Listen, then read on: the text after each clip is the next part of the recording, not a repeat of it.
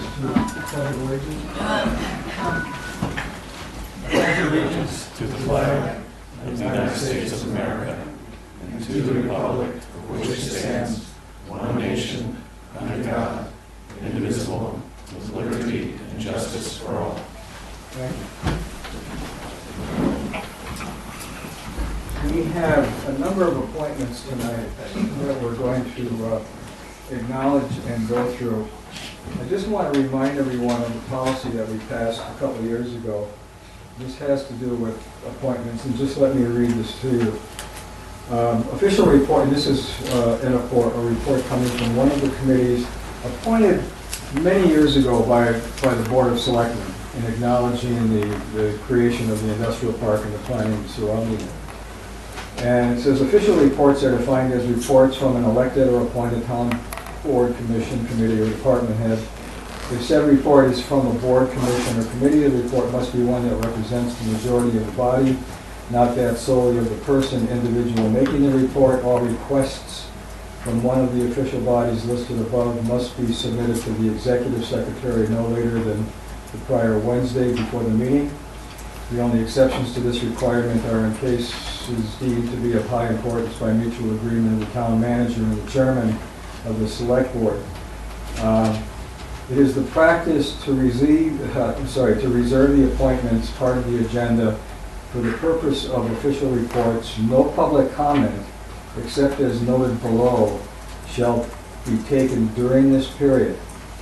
And the public comment is an opportunity for residents to ask questions, request information, or make comments on any topics that is legitimate town business. Individuals ordinarily will be given not more than 3 minutes to speak. The time limit for appointments is normally 10 minutes, but we usually waive on that somewhat.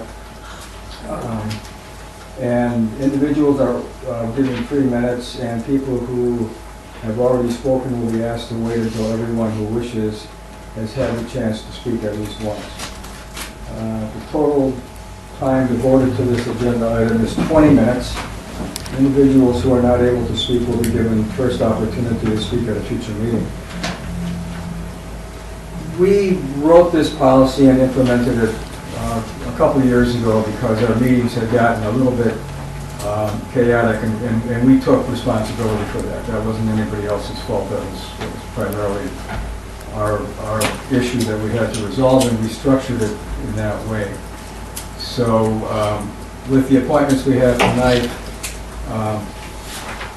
we shall go through it that way, and then if people have questions about things that have been said or have questions, hold them until we get down to the public comments. Our first appointment is Chief Joe Mercieri, the recognition awards tonight for 2 firefighters who have retired.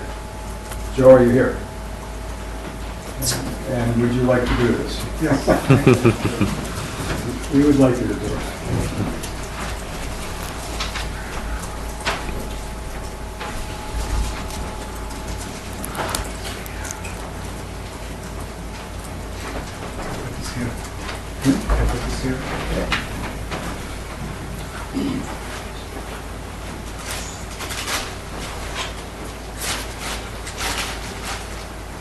Good evening.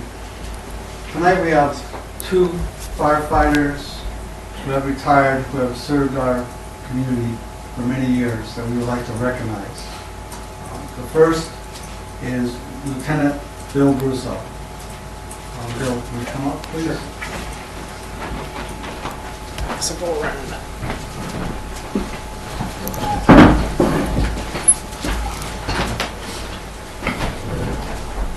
Bill was very active in the department for 23 years. Bill was also extremely active in our fire prevention program and in teaching CPR. He did a wonderful job with the school programs, with the kids, and I can tell you that when we go out for fire prevention, they ask where Bill is. They're still looking for Bill. Maybe we can talk Bill into coming back and doing some fire prevention work. So with that, We can discuss rates later. So I have this plaque to present to Bill, and the inscription reads, presented to Lieutenant William Russo for his dedication to his community, for his leadership, and for his courage during his 23 years of service with Littleton Fire Rescue.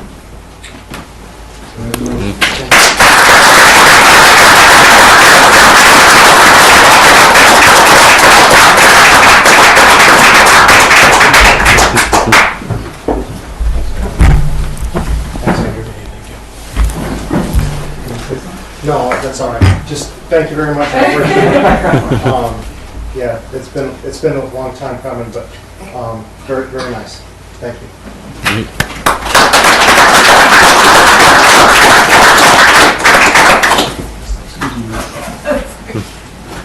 Thanks, Bill.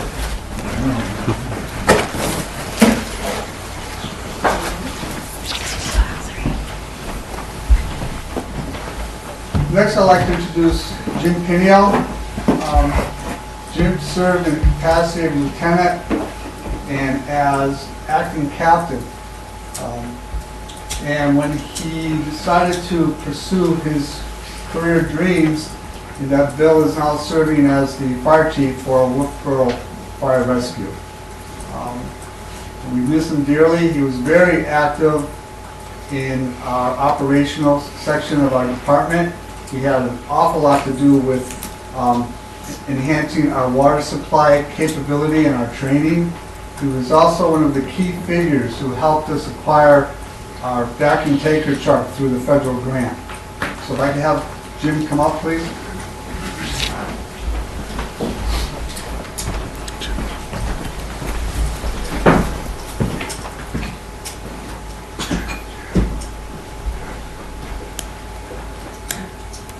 Jim, we thought it was appropriate, since you left us as acting captain of the department, to pay tribute to you as a captain. You did a phenomenal job for us. Your work was impeccable. You are dearly missed. Every once in a while I call Jim and ask him, hey, what's this appliance for? What are we using that for again? He was our go-to guy, and he still is. So with that said, I'd like to read Jim's inscription. To Captain James Piniel, for his dedication to his community, for his leadership, and for his courage during his 16 years of service with Littleton Fire Rescue. Jim, thank you.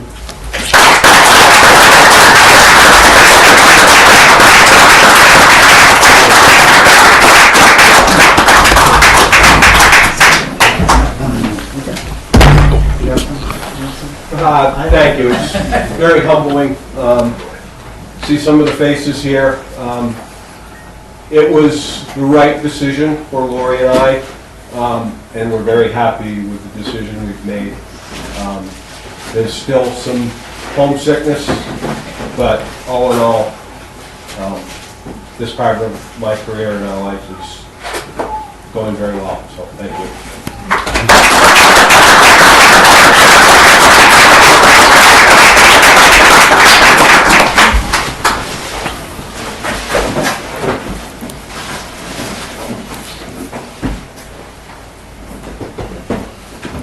So in the audience tonight is a gentleman who was key to bring this department up from the Stone Age to where it is today. He was an excellent and is an excellent trainer. He's an excellent firefighter. Right? He too is dearly missed. He was awarded a plaque a while back, and we noticed that on the plaque there were some corrections that needed to be made. And this is a long time coming. He's been waiting patiently, and tonight I'd like to re-honor Captain Jeff Whitcomb.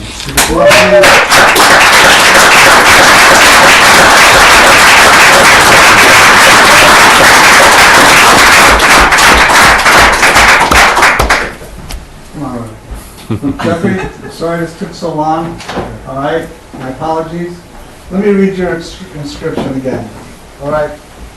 Presented to Captain Jeff Whitcomb for his dedication to his community, for his leadership, and for his courage during his 24 years of service with Littleton Fire Rescue. Here he goes. Thank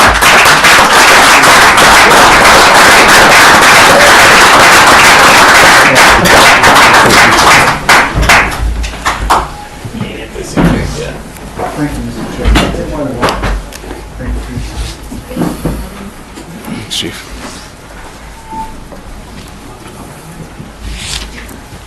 Our next appointment is with the police chief, Paul Smith. Paul?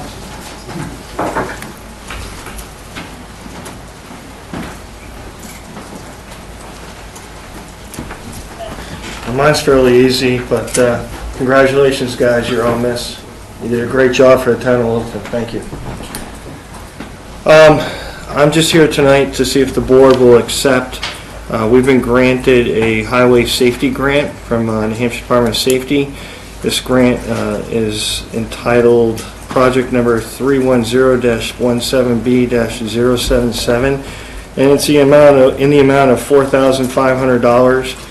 And it is for the Littleton e-ticket equipment program, which essentially gives us the ability to slide people's licenses through a card reader. It automatically backfills in the system, makes things a lot quicker. And also, if the officers do choose to write a summons, it's automatically printed in the patrol car. I move we accept it, 45 I'll take a second. Any further questions? Hearing none, all those in favor indicate in the affirmative. Aye. Aye. Thank you. Our third presentation tonight is a presentation by LIDC, and Robert Copenhaver is here to make the presentation. Bob? My name is Bob Copenhaver. I'm a member of the LIDC. The A team of LIDC is all on vacation with their kids. I'm on the B team, and that's why I'm here. But I'm talking on something I feel a lot about, very important, and that's the vote to change a piece of land that LIDC owns from rural to industrial. And I'd like to go back a little in history so that I could tell a few of the things we've done to get where we are today. Back in the late 50s, early 60s, we had a very healthy, strong shoe department, the Connors Hoffman Shoe Factory, and it finally peaked out at about 650 employees, and it was our major employer. Between the middle of 1960s to early 70s, it went from 650 to 0. I think Littleton at that point in time was probably the worst it ever had been since the Depression, and I've never experienced a time since then that was any worse. We really were in a difficult time, and we didn't know where we were going. If you just look at what happens to a town when it loses employment, Berlin now, they went from 25,000 employees to 9,000 employees. There isn't nothing you can do in a town like that to support what you need, and it's very, very difficult. So we were facing that sort of situation. Everybody was concerned, and we're very fortunate that Paul McGoldrick and King Covey took it upon themselves to spearhead a movement to see if we couldn't get some industries to come to Littleton. The first thing he did was contact the state. The state came up and said, look, if you don't have an industrial park with all the facilities that you need, price, people aren't going to come. Even if you have that, it's even still hard to get people to come.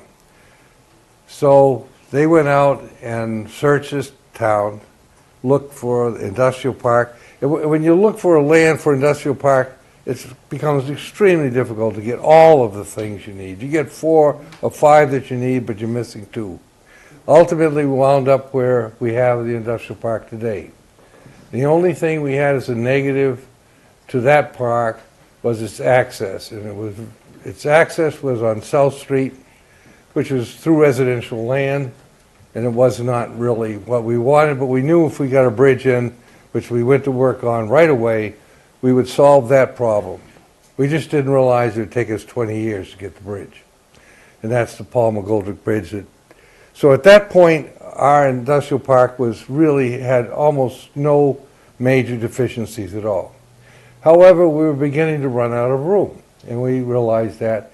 By the turn of the century, we started to look for other places to put a different industrial park, a new one. First thing, we wound up doing a partnership with Bethlehem, and that was on the Brook Road. And we spent a lot of time, money, and planning, and meeting after meeting. It never came to fruition. The only other place we found that we would like to do is with a partnership with Lisbon, because they're just a little further down from the industrial park, have good land down there, but that hasn't materialized, and there is a serious power problem with Lisbon, because we can't take our power from Littleton and put it into Lisbon, and that is one of the main things that make our industrial park so enjoyable. So that is kind of why we came to where we were, and we didn't know what to do. And then we had two companies in the park that both said, we want to expand in new buildings. And we went out to look for the place to put them. One was Tender, one was Ginfoot. And we didn't have a place for them. We finally found 3 parcels, of which Val Polson had the middle parcel. We finally convinced Val he could move his building out of there to the end lot. And by that, we wound up with enough land to put Tender. And that's the building you would see now if you went in Industrial Park.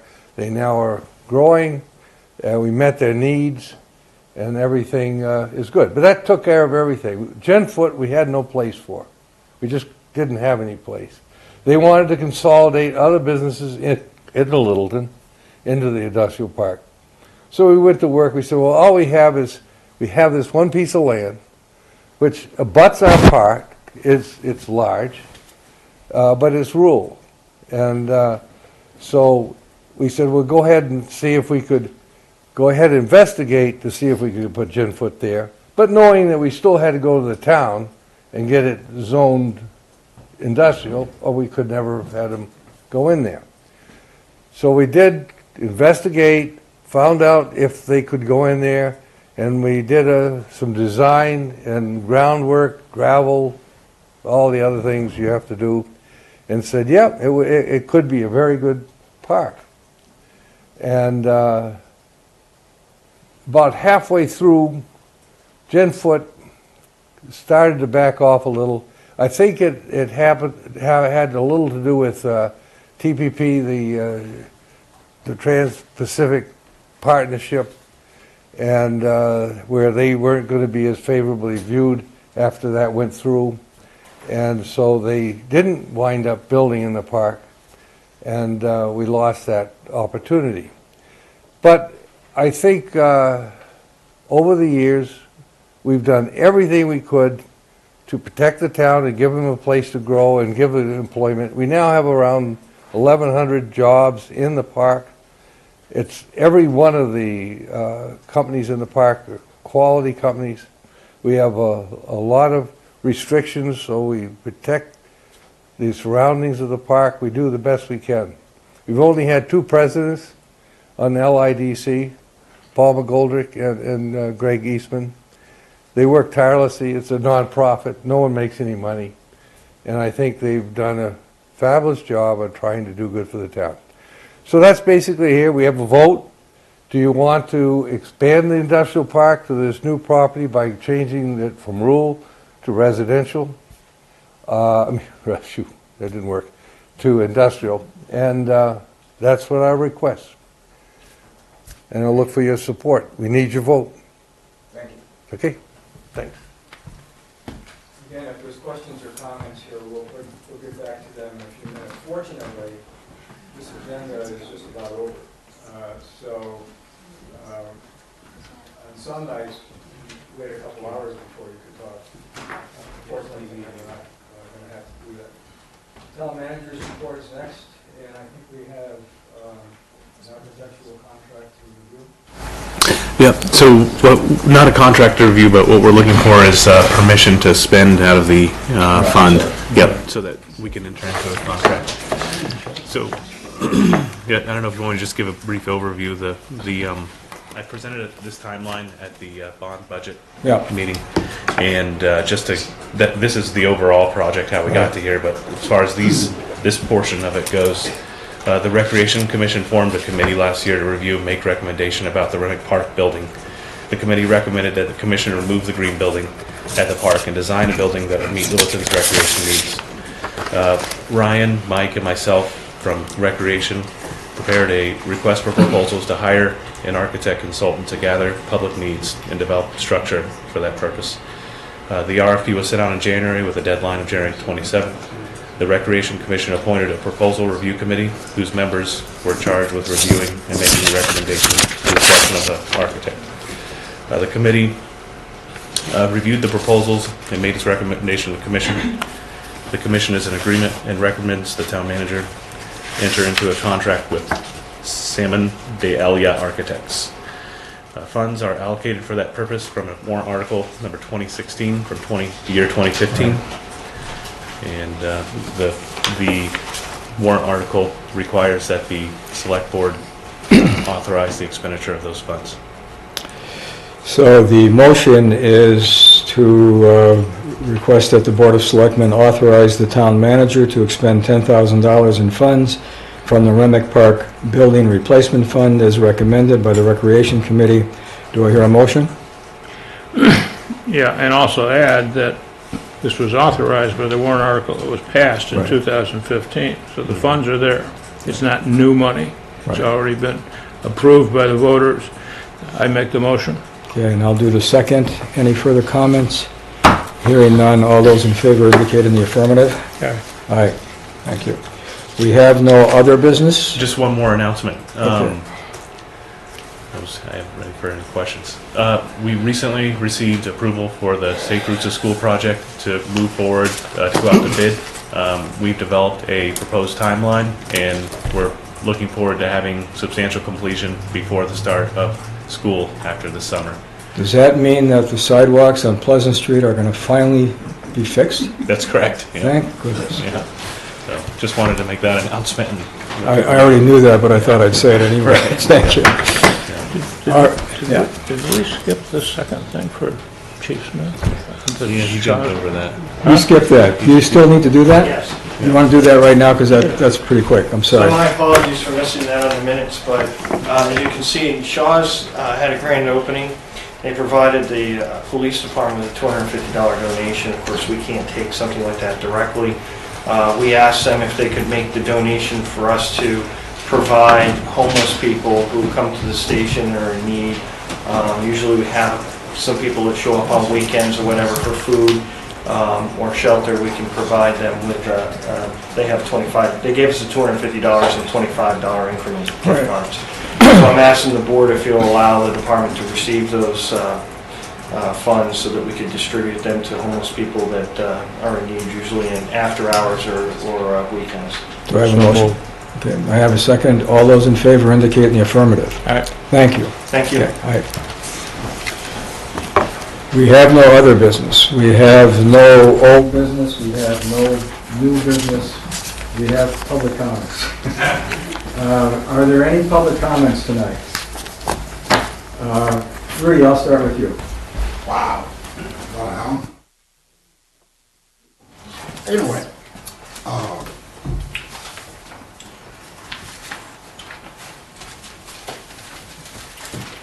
the first thing that I want to talk with the Selectmen over here, it's about the article in the paper about Littleton strives to keep its sewage clog free. Do this over here, it's my belief is that you guys put this article in the paper because what happened about a couple of months ago, in the Littleton court. But that's all right. Forget about that. Now, who's going to pay for that? You guys said that you're going to have an inspection, a free inspection for every, for every business that is involved with the oil, with the grease and stuff like that. right? Part of it is simply operational costs with the people that already work for the town to do the inspections, but beyond that, do you want to? Yeah, so what we're doing, we have, everyone has sewer discharge permits, and what we're trying to do is develop a regular schedule where we will inspect and review to ensure compliance with the discharge permits, and make sure that when we go to renew them, everybody's in compliance. If something doesn't comply with with the laws and stuff like that, what are you guys going to do about it? You're going to go to court again, or It depends. maybe you're going to have a nice meeting in the office of it and try to resolve the problem without spending taxpayer money? I think it's a maintenance issue, really, Yeah. primarily. I understand that, but Right. the article it's pretty big. I don't know if you read it. What's that? Yeah. Yeah, so I know. each individual case would determine what the next step for. In every case, we always meet with the property owner and try to find out a way that we can resolve it without having to take any remedial You mean action. from now on, you guys are going to collaborate with We've all the always, business? that's always been attempted. Yep, and we'll keep that No. process. Okay, Yeah. thank you. Another thing that I want to ask is about the chief over here. I don't know if the chief knows that the governor of Sonoma, he just passed a new law about carrying registration and stuff like that. Now, what I want to ask, the chief or the officer of the town over here, when the people are coming to the police station, have a permit, you guys are charging $10, stuff like that. Now, if this is free, right, are you gonna, compensate the money that you lose for that? Because according to this, right, you don't need no permit anymore to carry a gun. If I'm wrong, just correct me. Thank you. So to answer his question, the legislature basically asked the governor to a bill to eliminate the concealed carry permitting. The governor did eliminate that. There are some circumstances where people will have to apply. I will tell you that I was opposed to that only because we have caught individuals applying that are convicted felons and so on and so forth. But with that said, the governor signed it into law. There is revenue that did come into the town. I don't know the exact amount, probably around $2,000. We have no plans. We're not into making revenue. That's not our department. Our department's enforcement. So you can maybe ask the legislators how they're going to make up the difference. That certainly wasn't our decision. Okay? All right. Does that answer it sufficiently? Well, it's not really because, what I figured if you guys have got 2,000 people that they have, they got to come for permit, $10 each, right, Bring it to the legislature. you collect such amount of money, now that money doesn't come with it anymore. That doesn't mean, the town, they got to find a way to recuperate the money that they're losing. That's the board's question. That's the board's answer. It's. Do you guys got something in mind? Do you guys gonna fight this thing, or just you're gonna raise the taxes, right? No, Rudy, What? there may not be enough money generated by those, that in the past to make that much difference to us. I think the issue is a perceived safety issue for every citizen in the state at this point, whether you agree to that type of open carry or not. I saw a guy walking across the street a couple weeks ago with a 6-gun and a holster, Wow. open carry, and I kind of thought maybe we were back in the Old West, but I guess we're not. But the issue here isn't a money issue as far as we're concerned at this point. It's a safety issue, and it's keeping our police officers safe, keeping all of us safe, and hopefully 10 or 11 other states have already approved this kind of legislation. It's not a major financial impact for us, but I'm glad you raised the question because it needed to be asked. For now, thank you. Anyone else have a question or a comment they'd like to make? Sir, you had your hand up before. Oh, Can I go? Kim, sure. Sure, thanks. I wish Mr. Copenhaver had stayed because I do have a question. So I'll speak on behalf of the citizens who want to protect rural zoning, and we're opposed to Article 2 on the town ballot for the following reasons. Mr. Copenhaver mentioned that, that we've run out of space for industrial expansion, but according to Capital Appraisers Associates, there are 16 parcels totaling about 200 acres that are zoned industrial currently and not being used. So I wanted to ask, why that hasn't, been brought to their attention. I'm sure they know about it, but, yeah. It looks like it's all industrial. It's all off Mount Eustis Road. Okay. Industrial Park Road, Burndy Road, Rhodabeck Drive, Mount Eustis Road. Anyways, there's 16 parcels, and it's in this document. Also, we believe that it goes against the town master plan. It will impact the scenic view shed, particularly from Kilburn Crags, which is deemed as an area that needs to be protected for its scenic and rural beauty. It says no tax impact on the article, obviously, because we're just asking, LIDC is just asking for it to be rezoned, but in fact there will be taxes down the road with any new development. We all know that. We'll be in charge of funding the roads, sewer lines, maintenance, the maintenance on rural Mount Eustis, which is the road that we live on, and it's extremely narrow and there's no lines drawn. It's really a crumbling road already. So we think that if this article does pass, if you vote yes on this, you are setting a precedent for future zoning to be able to be changed on a whim just like that. And we really want to protect the the rural beauty of Littleton. That's why we all moved here. We moved here knowing that we were looking at a view.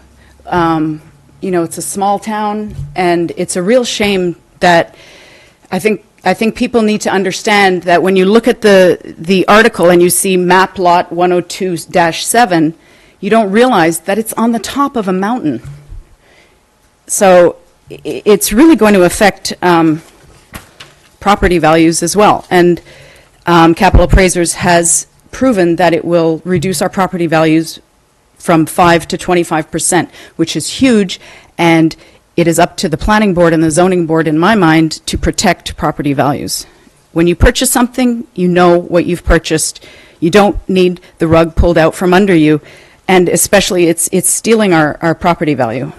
We're all friends here in this small town, and it's a real shame that it's gotten to this, that we have to keep going back and forth.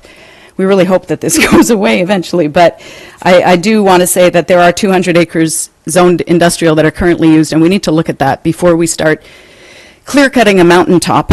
And I would urge everyone to vote no on Article 2, and I would also urge everyone to go to noarticle2.com for more information, and you can leave your name and email if you'd like more information. We will get back to you. But noarticle2.com is the website that provides all the information. Thank you. Other questions, comments?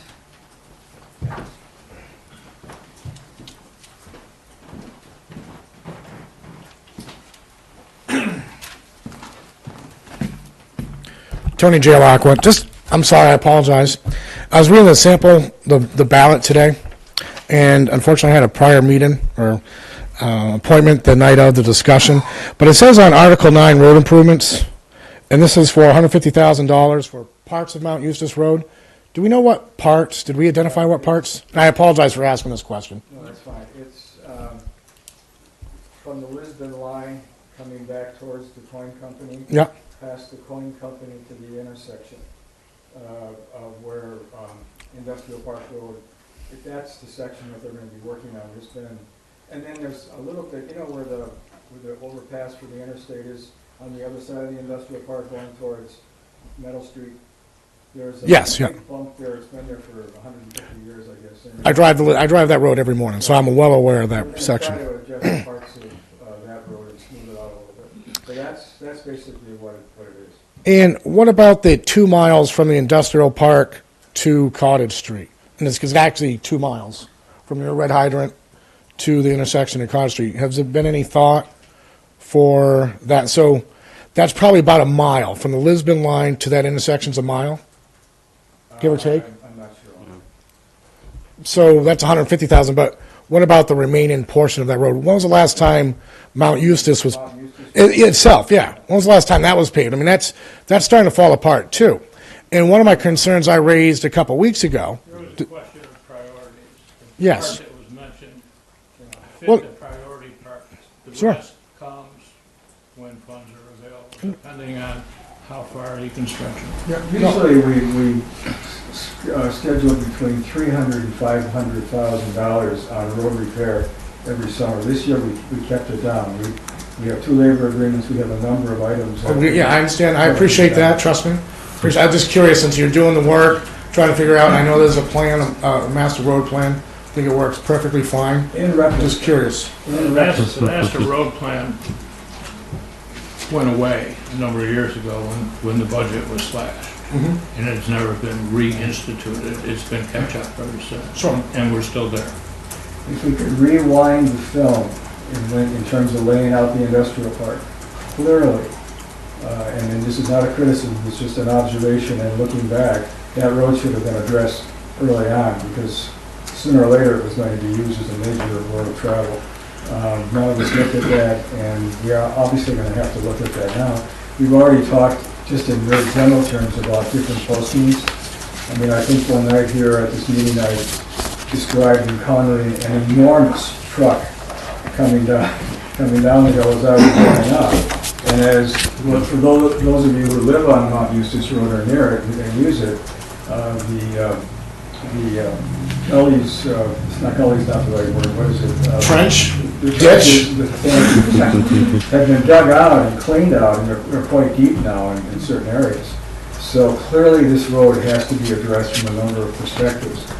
Now that the lights are back on Meadow Street, you know, the control lights, we shouldn't be seeing the truck traffic at the same volume they were seeing, because they were avoiding that intersection. Well, you can instantly tell there has been a difference, Right. from my perspective, at 4 o'clock coming up the hill. You don't have to have a big truck coming at you. It could be a 4-door sedan Absolutely. on the wrong side of that yellow line that's to the left or the right of center, so. No one's arguing regarding the condition of that road and the inappropriate width at this point, so it's going to have to be addressed. And then I have just one last comment. You know, this town, we have a lot of things going for us. Tonight we witnessed 3 or 4 gentlemen who serve our town. We should be really celebrating that. So we're lucky to have the industry, downtown, Meadow Street, green space. And my question to the selectmen, what are your thoughts about, and this might in the future solve some of the questions that we have as citizens when it comes to green space, site plan review? And if you can't answer tonight, I understand, but it's a question I have that I'm going to start asking more and more, I guess. Thank you. I can answer the question. Oh, perfect. Thank you. Not as a selectman, as an individual and a former zoning board member. I recommend it. Thank you. That's only personal. Yeah, no, I'm here personally as well. I appreciate that. Thank you. Anyone else have comments or questions? Yes, sir.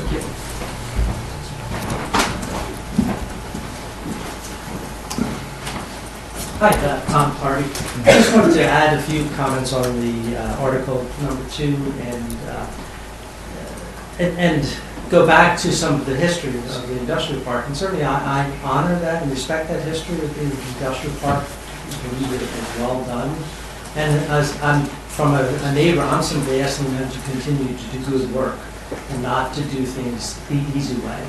In the other meetings we've held, heard many times that it's easier for them to get funding, it's easier for them to do this, it's so that we can change the zoning. And it sort of puts us into a situation where they're winning, we're losing. The neighbors around the industrial, this land will lose if that is approved. And from my perspective, we should be good enough to do things that they win and we win. And no one has to lose. So I'm asking them to step their game up a little bit, and let's find a way to continue good development and responsible development in the community. People want jobs. but not in a fashion that the residents have to lose in order for them to win. Let's be better than that. Let's do win-win. Okay? We know when we do zoning, and when they did the Tender Corporation proposal, you know, the zoning goes through the, what's the effect on the property value? You know, is it a nuisance? Does it change the community character? Those are the questions that the zoning board asked when there's a variance. And in fact, the zoning board turned down someone that wanted to move the shed because it was 21 feet too close. I mean, that's how, to the line, that's how well they followed the regulations. But yet, this is 115 acres that we're going to change, where the people surrounding that are going to lose in the property value. They're going to have a nuisance because no matter what we do, there's trucks and traffic and light and machinery and noise from the air conditioning and heating, and we don't need much air conditioning out there, do we? But heating, right, and ventilating. And it changes the total character of that community. When you look out the window, it's not green space now, it's industrial space. That changes the character of the community.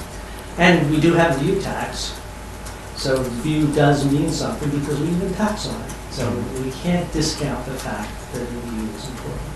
So I'm asking LIDC, you know, and the people in Littleton, so let's be win-win, not win-lose. We don't have to lose in order for everybody else to win. Let's be better than that. And I mean, the feeling I got from the other meeting was, well, tough luck. They even said nobody wants an industrial park in their backyard, but tough luck. So we can be better than that. So let's step it up. And so let's vote no now, please, and figure out a responsible way where everybody can win. It's not win-lose. So thank you. Thank you.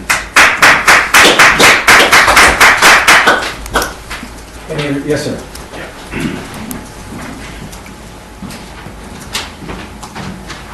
I'm John Scott. I just want to repeat the same thing they all said, but majority of the abutters to this property are against it. They like their mountain behind them. I got a view of the mountain. Yes, it's my backyard, not your backyard, but if I put in your backyard, you'd be standing here right now saying vote no for Article 2. And I'm also worried, you know, that people are saying lower taxes, and I'm concerned about my road tax and my sewer tax going up if we need more sewage, because we need to put more money into our sewer system right now. What's going to happen with more industry pouring into that system? What's that going to cost on the line? And that's about it. Thanks, guys. Thank you. Any other comments or questions about this or anything else that we've talked about here tonight? Do we have a reason to go into non-public at all? No, unless you do. Okay. I will say one thing. We do have one more meeting scheduled here on the 13th. It's my understanding that Channel 2 can now go live. Maybe you've always been able to go live, I don't know. But apparently there's been an equipment change. So that meeting is the night before Election Day. So normally you wouldn't see this film until probably after Election Day. But it's my understanding that perhaps we could have it live. We haven't approached the school yet or approached Channel 2 yet. There's a problem because there's no way to connect in the system from here or the town, but the only place to connect in the system is the high school. Okay, so it would have to be in the high school building in order to do this. Okay, so maybe that won't be able to happen then, but I know people may also be interested in that meeting as well. Yes? Couldn't we have a meeting at the high school? Couldn't we try to find a spot in the high school? Because I think it'd be kind of neat to be able to do that. Yeah, it would, except the size of this, you're talking the studio, right? Well, or it's the gymnasium is wired for it. I'm sorry? The gym is wired for it. Is wired for it. So the cafeteria's not wired for it? No. No. I was just curious. So the gym is. We could go back to an old-time town meeting. Remember, we'll look into it and see, because I think there's enough feelings here, obviously, on both sides to go through one more round for the voters to take a look at it that same night or the next day before they go to vote. Yeah, I think that would be a fantastic win for everyone. Okay, everyone had the opportunity to speak their part, and if they could get it live, whatever is available, it's really fantastic. Okay, good, we'll do that. We have no other business. I will entertain a motion to adjourn. So move. Second, all those in favor indicate the affirmative. Aye. Thank you, Michael, for being here tonight.